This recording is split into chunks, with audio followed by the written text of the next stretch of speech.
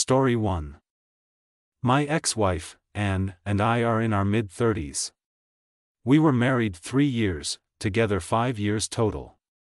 After our engagement party, Anne told me she wants to get matching tattoos. I told her I have nothing against tattoos, I just don't want one. After the wedding she again asked to get matching tattoos. I said no again. I told her she can get a tattoo if she wants, but I'm not interested.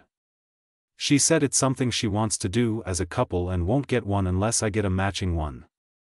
I still refused, but she brings it up again every 6 months or so and is more insistent every time. Recently she was promoted and transferred at her job. One of her new co-workers has several tattoos and she has spoken to him about it. He suggested I wasn't a man if I was scared to get a tattoo. She asked me if I was scared to get a tattoo. I said, I'm not scared, there's just no reason to do it, then added, I understand why your friend at work would insult my manhood. He's trying to get into you pants. But why would you throw his words in my face? Her response was, if the shoe fits. Then she got up, went to the bedroom, and slammed the door. That was when I began to suspect that she was sleeping with the coworker. She didn't talk to me for 2 days. A few days later she told me she was going shopping. That evening she came home and showed me her new tattoo, 2 Chinese symbols on her forearm. She said they mean strength and independence. When I looked closer I saw there were English letters, JW, beneath the Chinese ones.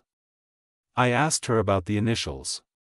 She was silent a while, took a deep breath, and said they were her coworker's initials. He had taken her to his tattoo artist. He had suggested those particular Chinese characters. He stayed with her and lent support while she got inked. She wanted to honor that support and their friendship, so she had his initials tattooed beneath the symbols. Controlling my anger, I told her that having another man's initials tattooed on her body was disrespectful to me and that she should have them removed. She said I was trying to control her, that I had said she could have a tattoo, and I refused to share the tattoo experience with her, so she had chosen to share that experience with a friend who wasn't scared of a little needle. I sat there at a loss, wondering how could she not see that it's disrespectful? We barely spoke the next few days, and when we did, the tattoo was always the subject. She said I should get over it and there's nothing wrong with having JW's initials tattooed on her arm. I asked if she was sleeping with JW. She hesitated, then said yes and actually sneered at me. At least he's a man, she said. The detail of our breakup and divorce aren't important other than to say that it was not contested. The few times we spoke during the process we were civil to each other. The day the divorce was finalized I called and told her I finally had a good reason, so I got a tattoo. I said my tattoo also symbolizes strength and independence. My tattoo is the date our divorce was final. She was silent a while. When she began to cry I hung up. Story 2. For the last few weeks I've, M21, been suspicious of my girlfriend, F22, albeit largely in the absence of evidence, just a gut feeling. After dating for over 2 years, in the last few weeks she's begun to develop an interest in a group of guys that I've never heard of. She insisted they were just high school friends. She began to become withdrawn, spending less time with me and more with this mysterious group of guys. She was going to the bar with 8 guys, and no other girls. Just her. I became uncomfortable with her going to the bar late at night, and I expressed it to her. As you can expect, she asserted that I was being insecure and controlling. I accepted that and laid off. Last night, she went out clubbing with them again. I, in my paranoia, watched her location religiously. She went bar hopping until about 3 a.m. I then saw her leaving the final club of the night, and I assumed she was headed home. Then, I proceeded to watch her pull into some guy's neighborhood, and completely shut her phone off so I could not see her location, nor send her texts or calls. She did this after already staying out far longer than she said she would, and with no prior notice that she was going to a man's house, drunk, at 3 a.m. She stayed there with her phone completely off for an hour and 30 minutes. Her phone only turned back on when she began to leave the house and come home, which seems awfully convenient. I, unable to sleep, waited for her to walk in the door to see what story she was going to try and spin. She immediately told me that her phone shut off by accident, which is obviously nonsense. She's an Apple user. I told her I believed she had cheated on me. Then she brought up that 2 years ago I made an off-colored joke about her dead grandpa in a Discord chat that didn't include her. Obviously, that was wrong. She was never supposed to hear it.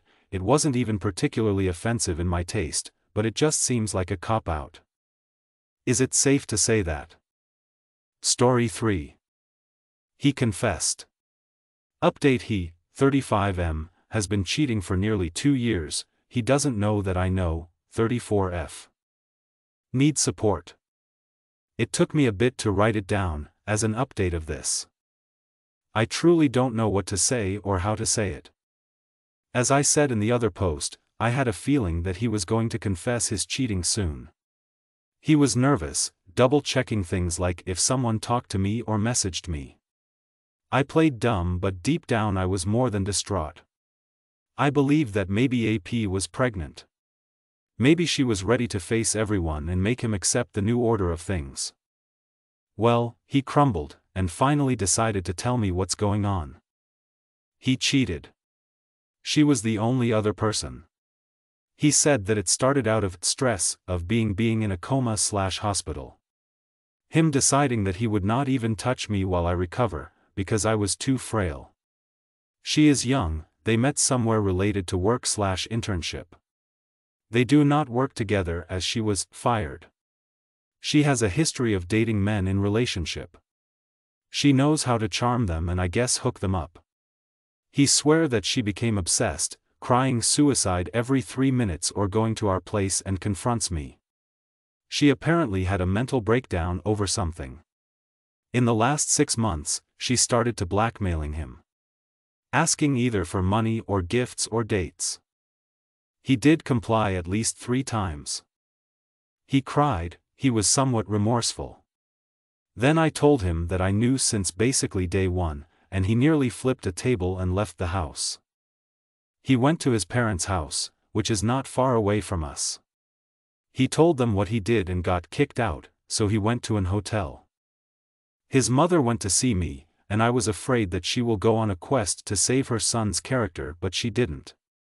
She told me that she would understand if this is the end for us, she just want us to be happy even as separate people. I broke down there. I told her to go home and for 2 days, I avoided everyone. I eat lots of unhealthy food, cried and slept, watched stupid videos, then slept again. I went to my walk by myself and then cried until I couldn't anymore. Then I turned on everything and asked him to come by. He is ready to do some therapy, work on his personal issue first. And then work on our issue after. He doesn't us to separate. He called AP in front of me, telling her that blackmail is over and if she doesn't get that, there will be a police report for harassment. She was very upset and mean on the phone, but again she is not my focus. I suggested that I would like to move anyway. I am more and more mobile, and living in town would help me to be more social. I don't need to drive everywhere as driving is what's make me sore.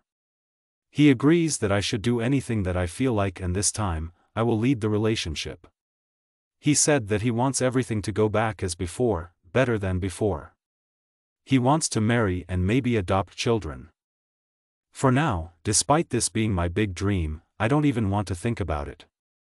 I want him to reflect on why he cheated. I gave him so many opportunities to go and leave me, after the accident. I refused his proposal because I barely could talk/move.